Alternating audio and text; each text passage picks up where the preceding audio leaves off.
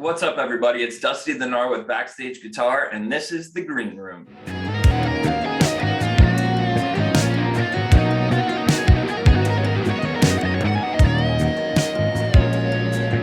What's up, everybody? This is The Green Room. I'm here with my good friend Pat McGee of the aptly named Pat McGee Band. Pat has opened up for or toured with the Allman Brothers, Fleetwood Mac, James Taylor, Counting Crows, countless names, trained many, many times. Pat, welcome to the show. Thank you for coming on. Thanks for having me. Good to see you. Oh, it's always good to see you, my friend. So I just want to start with the basics, which would be, how did you get into guitar playing? First, thanks for having me on the show. It's freaking cool that you're doing this. Very cool. And watching you go from being a freaking monster bass player to maybe you were always a badass guitar player, and you hid it from me and didn't want to make me feel like a schmuck on my own gig. I'm like, I didn't know you could play guitar like that. Oh my God. That reminds me of, I had a bass player in the band he's an old friend, but he was in the band for about 6 months filling in. And I asked him on the tour bus one day, I'm like, that's a sweet P bass. How long have you had it? He goes, it's not my bass. I'm like, where's your bass? Because I don't own a bass. What do you mean you don't own a bass? He's like, I've never played bass in a band before. I'm like, you got to be kidding me. You didn't tell me this when you got the gig. I never would have known. That guy went on to leave my band when Taylor Swift opened for us at Longwood College in Virginia. He buddied up to her, which was totally supported by me, and he got the gig in her band, and he's been in Taylor's band ever since. And he's playing cello, mandolin, banjo, rips on. He's also never played on a gig before, probably. Rips on guitar. That's just one the people that can do multi-instruments like yourself, man. I'm just freaking blown away, especially the fat strings to the little strings must freak you out. But anyway, yeah, you're above me on all that stuff. But the guitar thing to me, honestly, it was my older brother played guitar. He's almost 5 years older than me, and when you have an older brother and he's a cool dude like he was and it still is, you just do what he does. You're like, well, that looks like a cool thing to do. What's so funny is that during the pandemic, all these videos came out, and we were all at home staring at YouTube for way too long. Dave Grohl, who's a well-known Virginia guy, actually went to high school with my sister. He's in the yearbook and everything. Anyway, he stood up at a concert in Virginia and said, there's one dude that I could never beat in the battle of the bands, and it pissed me off to no end. And man, if I could just say, it almost looked like it was staged, but I found out it was not staged. This guy, I can't remember his name right now, but he happened to be on the lawn at the Foo Fighters show, and Grohl was like, I couldn't beat this guy. They made enough noise on the lawn to say he's here, and Grohl, of course, get your ass down here. Grohl loves getting people on stage. Yeah, but I mean, he gets this guy up there, and I think they do Hero together or something like that. And this guy is the reason that technically I'd play, because this dude was in our neighborhood and he was the guy with a guitar. I remember, so my brother played because of that guy. Right. It's so crazy that the same dude, Grohl went to a different school than I did, but he lived a couple towns over. But this one guy was the guy. I remember one time he had all the kids in the neighborhood gather around the cul-de-sac because he had bought a new guitar, and he wanted us to watch him smash his SG copy. It was the greatest thing ever. Yeah, that's gotta be. Can we set it on fire too? Oh, he should have. There's nothing more like 1979 than, hey, get in this cul-de-sac and watch me smash my guitar.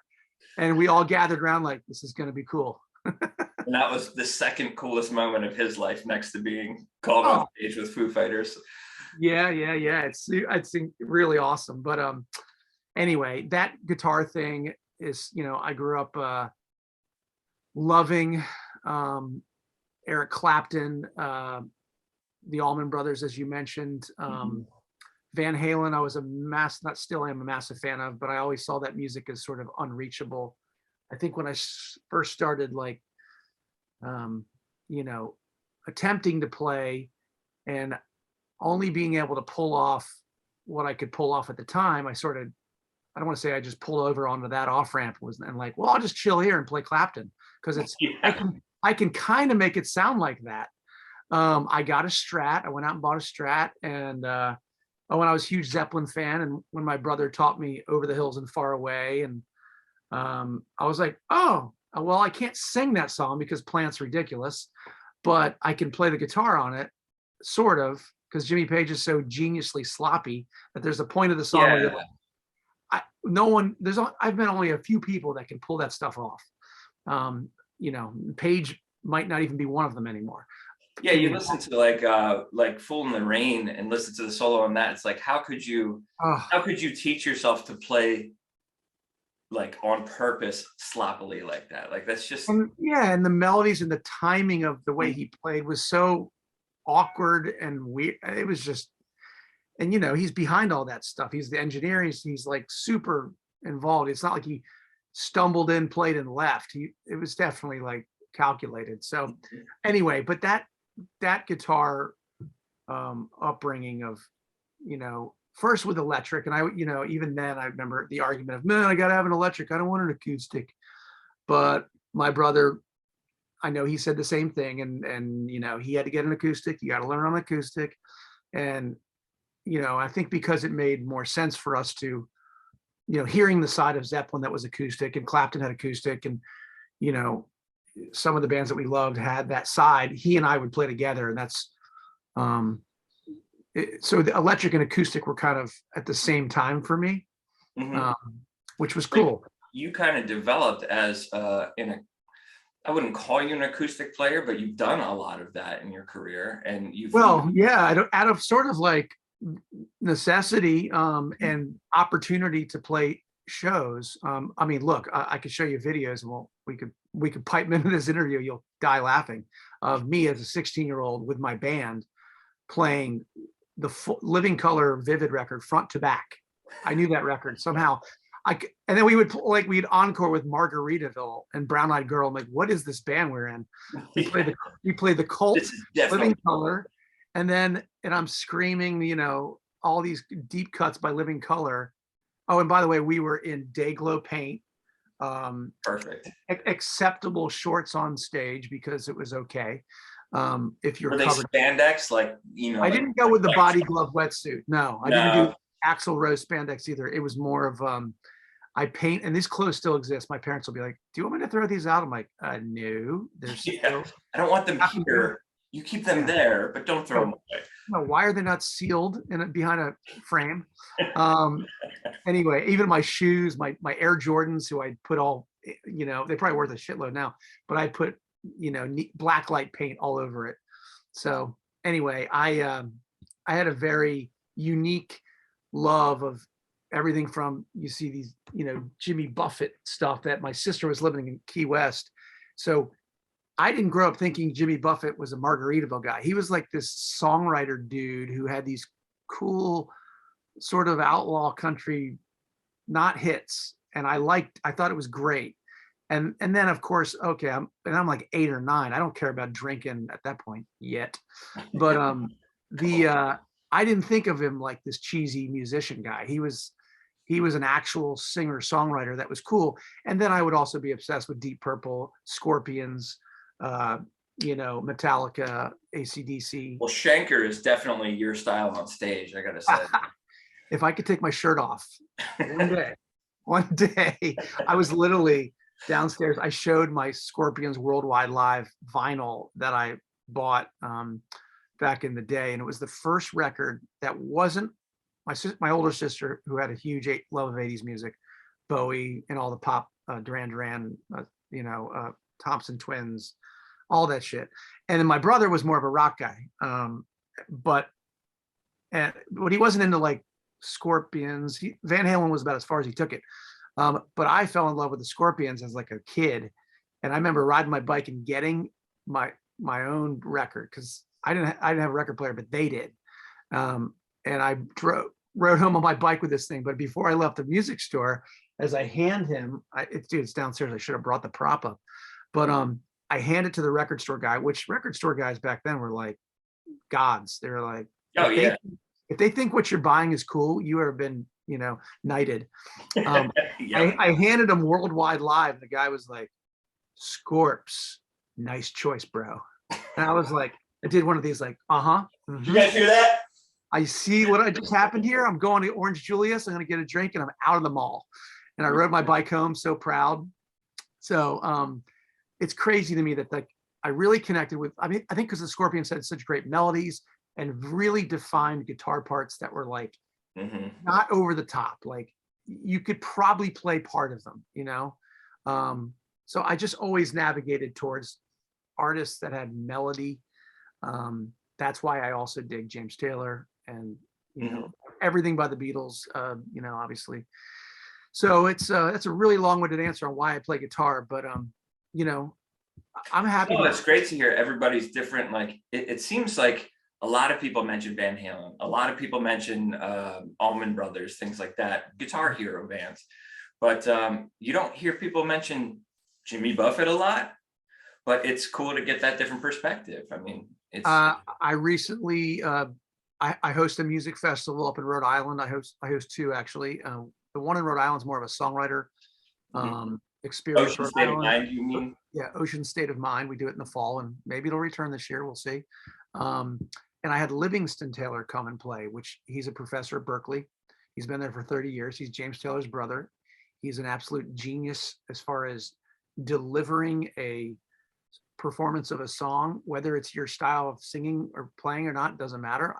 I got to go sit in on his class after he played my event. He's like, Pat, you should come up and sit in on my class. You'd like it. I didn't go to music school. I don't know how to read music. I mean, I can read a chord chart. I know what the notes are on the sheet music. I couldn't sit at a piano and play it all, but I sort of know what it is. I was a little intimidated to be in that room of all these Berkeley kids, but I was just going to sit in the back and see what's going on. I'm sitting in the back of a classroom of like 20 kids. In walks Jimmy Buffett, sits down in the back of the room right next to me.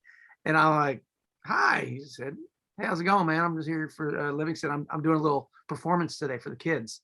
And apparently he goes there all the time. So like once a year, he'll come back, they're buddies, and he'll teach these kids how to perform a song.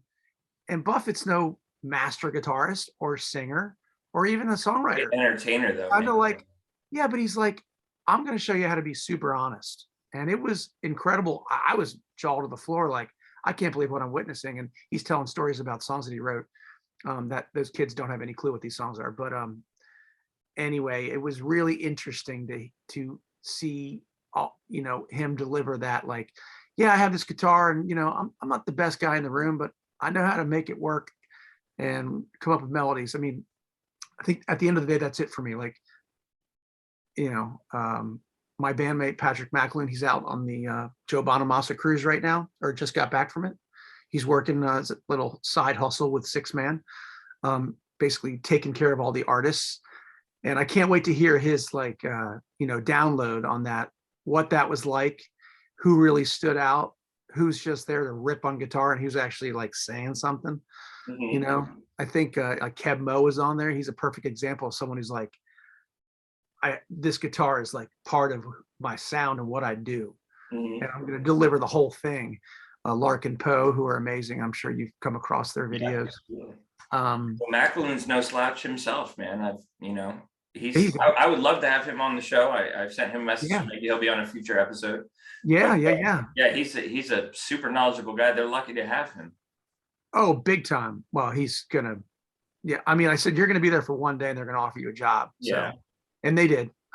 Yeah, but it's we're lucky that our lives allow for all kinds of different things going on. So he can probably do it all. So yeah. So you more than I would say the average Joe, you have made a career of being a songwriter, entertainer, guitar player, just an all-around musician.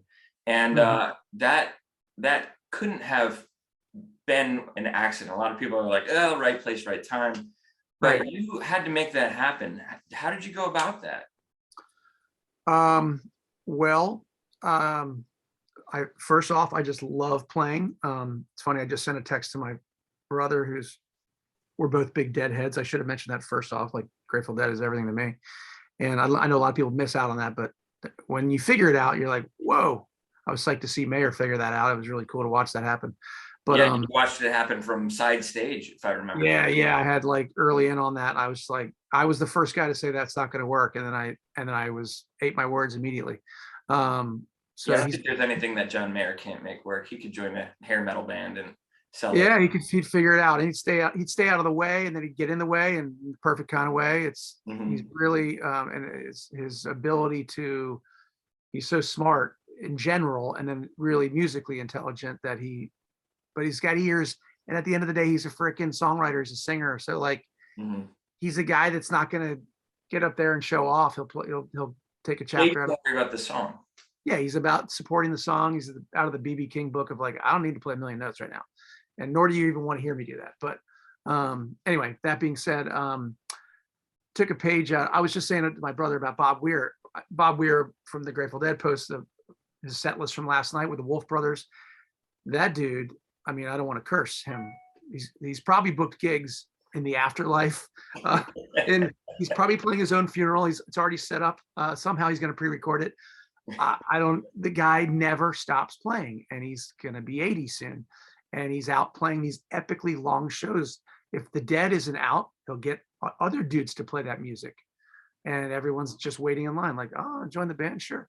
So I think it's a love of playing music first off. So when I was in college, when I was in high school, my brother and I had a little acoustic cover thing that we just, as far as I could, see, I would give up every high school party ever to go play a gig on a Friday or Saturday night. That was like the coolest thing ever. And if the gig was at a fraternity party and I'm in high school, because my brother is older than me, we would book ourselves into these college gigs. So from a young age, I was hanging out at like fraternity houses playing classic rock covers on acoustic guitar, being well received. And, having that brother thing was so cool because it's just fun to spend time with them. And we sound a lot alike. So it was kind of easy to do it. And make it work. So that when he went off to grad school in Scotland, by the way, I'm holding my ruler to ship off merch. This is what I'm running a merch store here as well. So if you merch stores that I assume patmcgee.net, if people want to get some merch. Yeah, you want to get, I'm like, why is that dude carrying a ruler? Yeah. Like from the nuns that used to hit me in school. It's like when I play on stage with you and you whack me in the knuckles when I play too much. Yeah. I got it, bro. I'll set that. Yeah. Hey, well, back. It's usually me with the wrong notes. That's not, that's true. So anyway, playing as much as we could. Him going off to college in Scotland, which forced me to be a solo act. I went into college and I'm like, well, I'm just going to play on Tuesday night at this bar in Longwood. And then, well, hell, it's only an hour to Richmond. I'll play Wednesday nights there. And Thursday nights, I can just go over to Charlottesville. So that's like 3 gigs a week. And I never factored in courses, college curriculum, having to be there. It was like, I'll get by. And my parents were basically like, if you get below B's, you're paying for it. And so I very quickly was paying for my own college because that was difficult to balance all that. Yeah. So it was, and then I ultimately decided to bail on the whole kit and caboodle of college. But, I was very focused then on just playing as much as possible. So I had ingrained in me that you should play 7 nights a week if you can, and sometimes twice on a Saturday and Sunday. And not only was it was incredible, like cash flow as a teenager, but it was so rewarding, like musically fun and meeting people and traveling, even if it was just an hour. It's like, well, this is cool. I'm going to this bar. I'm going to load in my PA equipment that I just bought at the store that I was eyeballing. I really wanted those speakers, and oh my God, I got these speakers. And back then the PAs were so huge. I had to carry all these amps. Now it's like stick, all included, all in one thing. I was like loading in like the Grateful Dead, like the wall of sound for an acoustic show. And Macaulay, you turn this stick on and make sense. Yeah, you guys all got your Bluetooth hookup? Yeah, well, let's go. So anyway, that's ingrained in me to play as much as possible. And I created a name for myself, I guess, in the Virginia music scene. So, and then long story short, decided, I was just talking about it this morning. that it didn't occur to me that I could write my own music. I was just a cover guy. And I decided, like, after seeing Across the Street, which was in Richmond, Dave Matthews Band was playing, I had no idea um, who they were. I didn't know what the music was. I just knew that there was a huge line every week on Wednesday nights, and I played at the burrito place across the street. And I was just thrilled to have my gig. Played like 5 hours a night, got a free burrito and $150. I was like, this is amazing. Yeah, I'll just stop here and Yeah, I mean, can I sign a 10-year contract for this gig? Great. So I'd like one of those hats too, please. yeah, if I could get that sweet burrito, I'm in the tank top, that'd be sweet. Yeah. But I remember Carter from Dave Matthews, their drummer, came over, was grabbing a burrito, and he had one of their CDs, and he's like, "Hey, Pat, check it out." I'm like, "What is this?" And I'm looking at it like, "What songs are these?" And he's like, "There are songs." What do you mean your songs? You write your own songs? That's a thing? You can do that? And then I'm like, the whole next set, I probably went through the motions, Leroy Brown and frickin', whatever, singing Cat Stevens songs and being like, why don't I write my own songs? What am I doing? I don't even know what this band sounds like, but they have their own CDs, and there's a freaking huge line of people down the street to see them play, which I thought was so impressive. And I wonder if those guys made it. What's that? I wonder if those guys made it. I don't think so. I think they bailed. Yeah.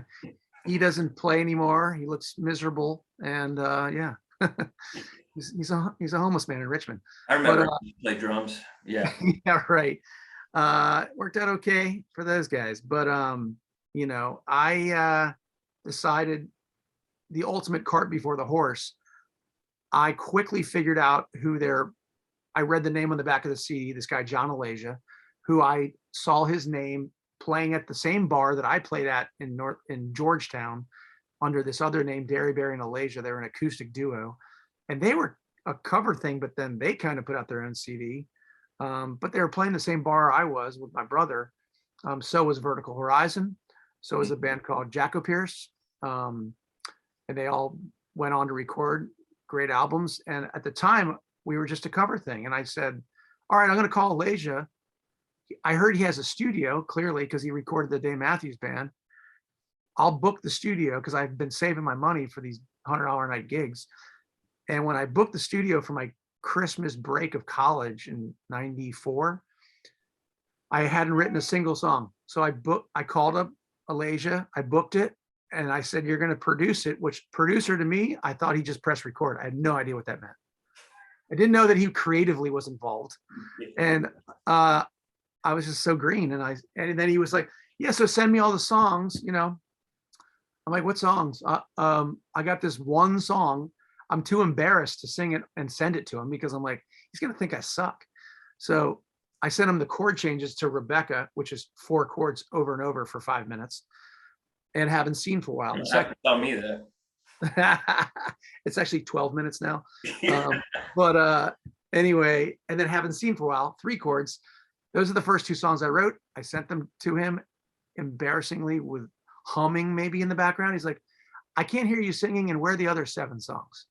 I'm like, I'm going to write them like next week. And he's like, dude, I can't do this project if I don't know the music. I'm like, what do you mean? Don't you just press record? He's like, no, I'm a lot more involved than that. So I had to bail on that idea and go and do it myself at a place that was willing to just be like, sure, we'll take your money. We'll press record. Yeah. And that was From the Wood. So I recorded that all by myself with some friends and another band who came in and played drums and bass. Eddie from Ohio, this band that I was following around Northern Virginia, who I'm still very tight with and play gigs with. Yeah, so I made the record over Christmas break, came back to college. It finally showed up on my doorstep at like, I don't know, April, after all the 1,000 CDs show up at my crappy off-campus house. And I'm thinking, how am I going to get rid of these things? And because everyone knows me as the cover guy, I'm like, here's my music of my own, music. And they're like, I put 2 covers on the end of the record because I knew I literally had people tell me, if you don't put these 2 songs in there, I'm not buying it. I'm like, yeah, they just want to hear the recordings of the covers. Yeah, thanks for the support, man. I vote of confidence. So I did I did put those songs on there and then immediately ripped them off there when I reprinted for the second batch of CDs. But I sold 1,000 CDs in one weekend at college, which was I've never been a door-to-door salesman in my life. I remember going to the bank on Monday morning after that weekend of selling, and the woman accused me of being a drug dealer at the bank because I had a compliment. Dude, I had I certainly hope so, man. I hope they'll be back. I'm like, who buys drugs with $10 checks from sororities? Like $10 weed. That's cheap weed. In the memo line. But my mom doesn't balance my checkbook. Yeah, it was amazing. And so that got me on the course of just put your nose to the ground, just freaking grind it out. It was an exciting wave to get on and just keep going. So by the time I got the band together, I had moved like 15,000 of these CDs or something crazy. So that's why we ended up calling it Pat McGee Band, because I had sold all these records. I'd already had all these gigs in line. And I just said, well, I want people to know it's not just me showing up to the gig. So I'll just put the word band after it. And that's what I did. I started forcing the band into these little solo gigs. So there'd be 6 of us standing in a little corner, you know, and then, you know, we just kept at it. You were blessed to know some pretty monster players to support you for those songs. Yeah, man. I mean, that's Jonathan and Al, my other acoustic guys, piano and acoustic guitar, and just insanely good singers. I was obsessed with Crosby, Stills and Nash growing up. I know I wanted like these elements, fun guitar, like melodies and guitar lines, acoustic driven, but eventually would play electric. Banging harmonies. I needed the harmonies to be front and center. I wanted percussion because I was super into Santana, Allman Brothers. Like congas needed to be hot in the mix. So Chardy was the first guy to join the band. I found him first, literally playing naked in a bar behind his congas. I was like, that guy is the guy. Yeah, definitely. So, yeah, playing completely naked in a bar. I was like, he's perfect. He'll work. And John Small on bass, who you know, who was playing with another artist named Kyle Davis in Richmond, who they still play together. And I knew I wanted a bass player that could, you know, I was a fan of Entwistle and Phil Lesh, all these bass players. John, and for anybody who doesn't know John Small, I encourage them to even just go to his Facebook page and check out what he's into. I mean, the guy's just a monster.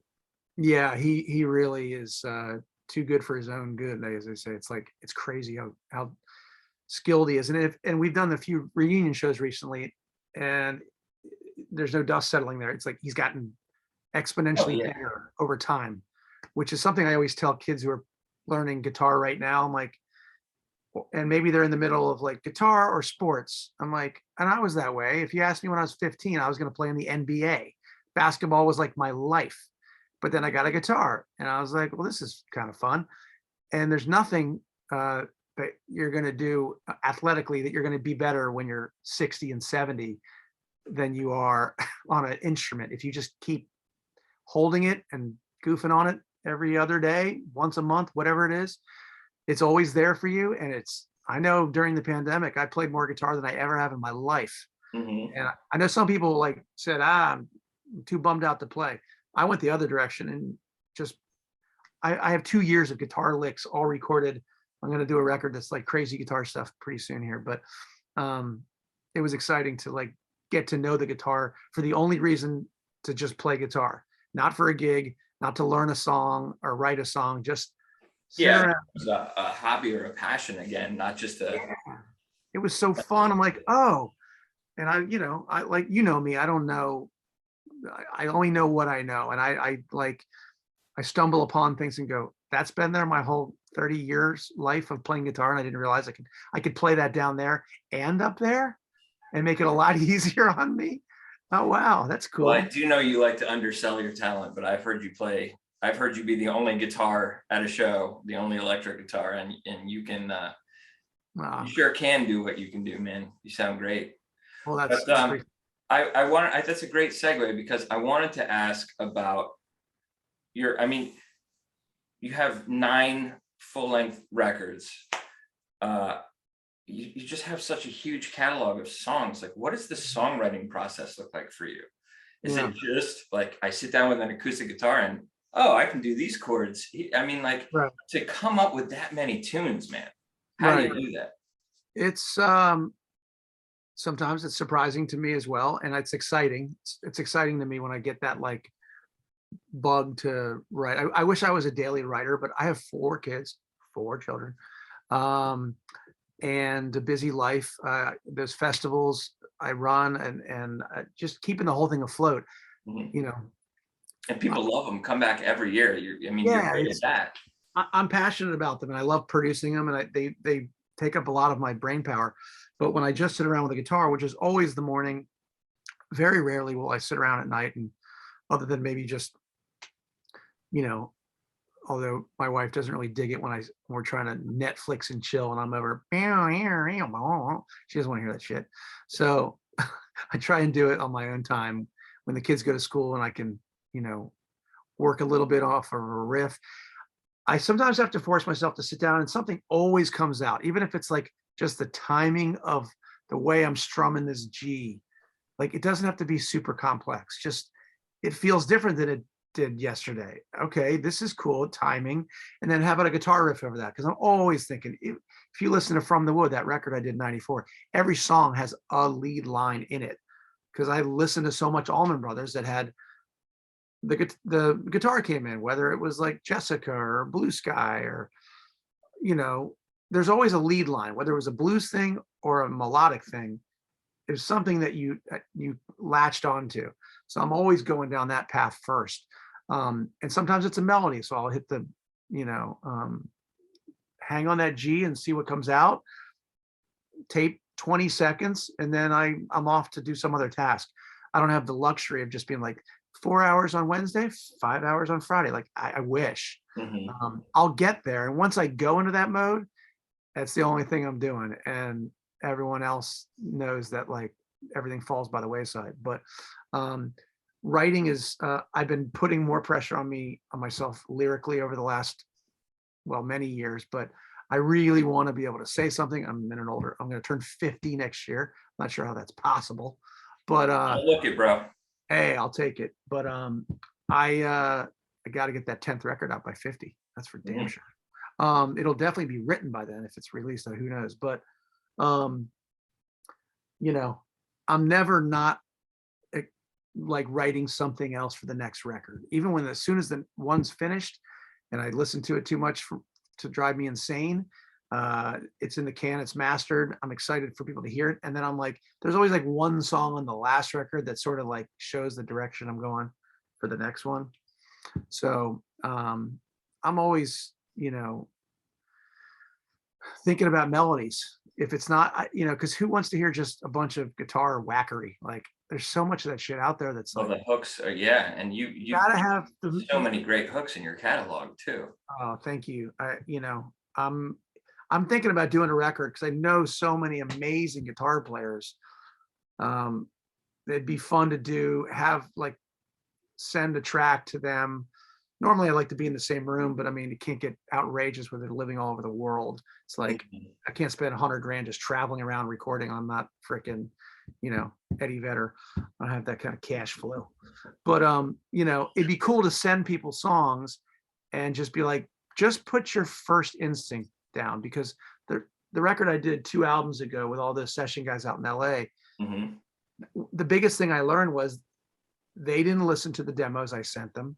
They admitted that the day I walked into the studio. They had no idea what I was going to play. I played the song on my guitar one time, and they're like, cool, hit record.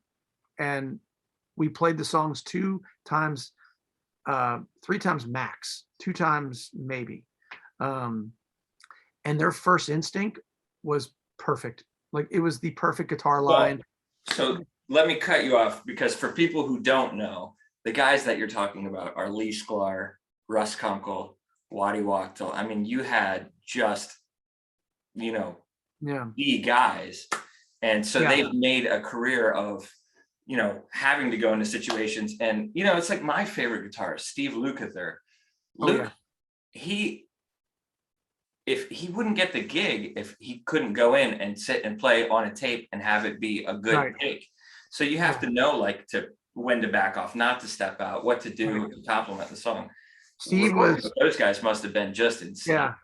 Steve was one of the guys that I literally, and you'd probably be like, what are you thinking?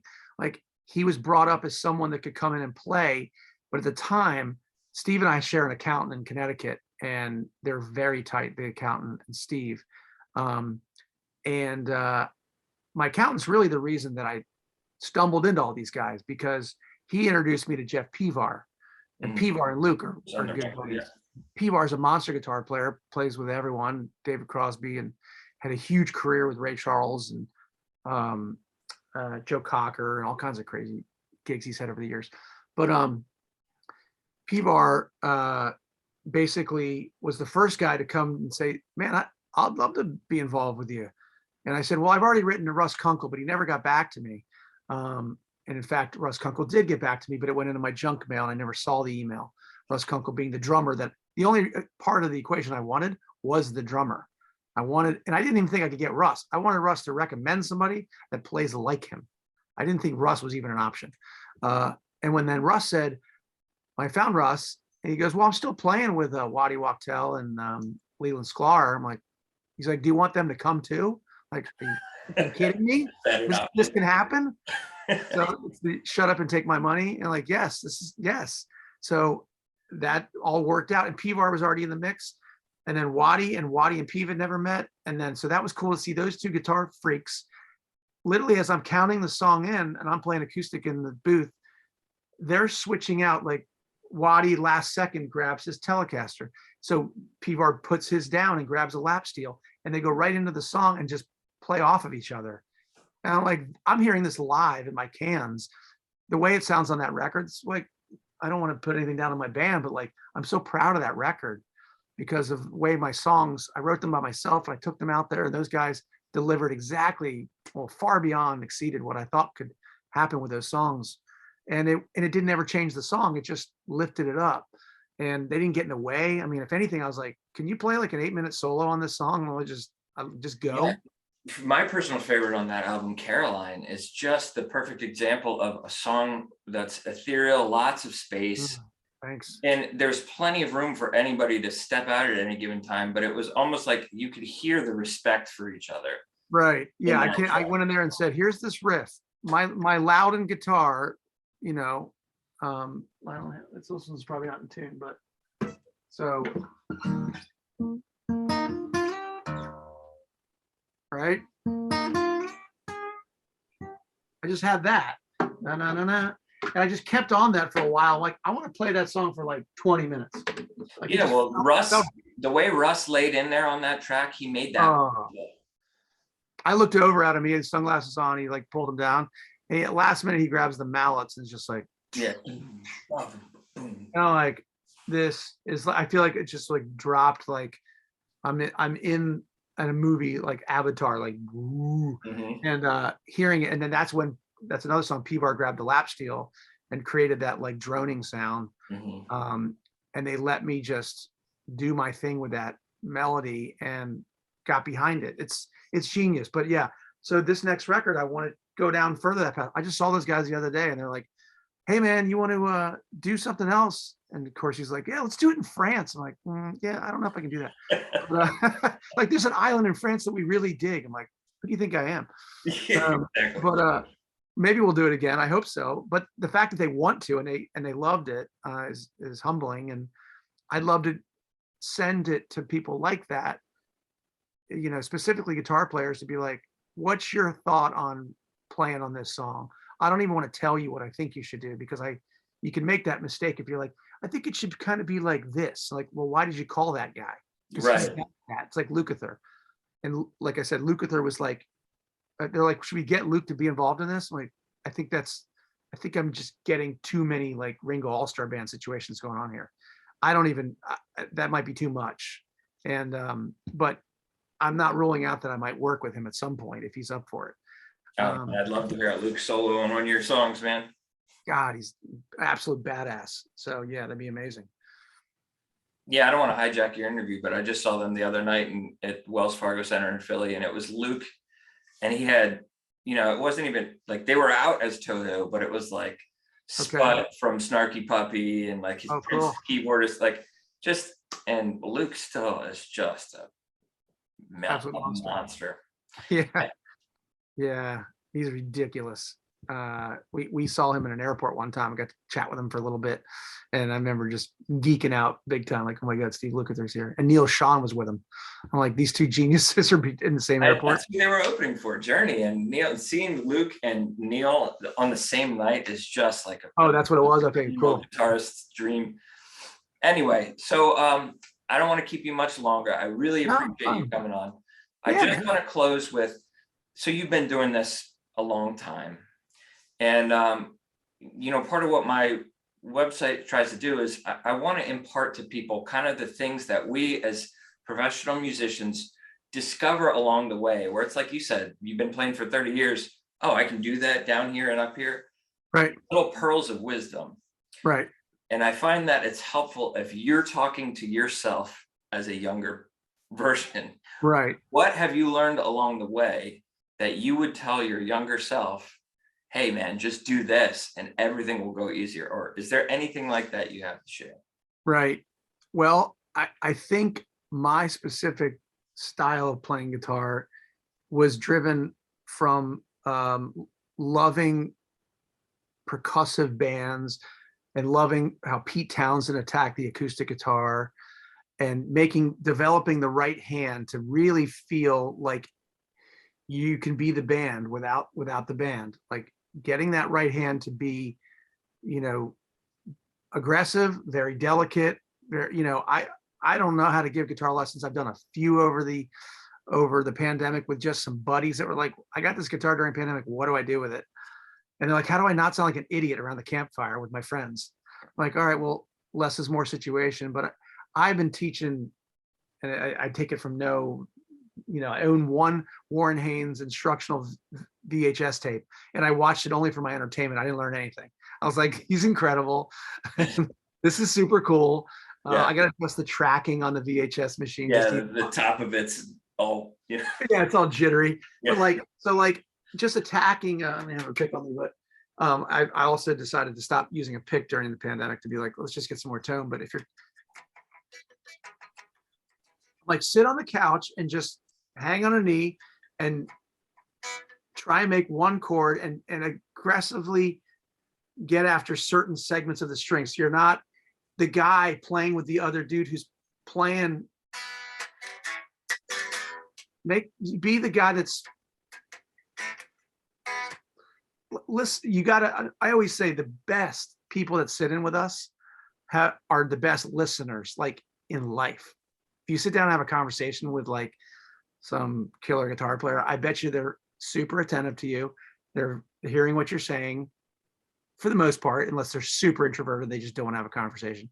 But for the most part, you got to be a good listener to play with other musicians. Mm-hmm. I've had dudes who I know rip. They get up there and they're not listening to what we're playing, and they just plow right over it. And it's lost. It's lost on the audience. It's lost on the band. It's somehow not lost on the person that's doing the flame shredding.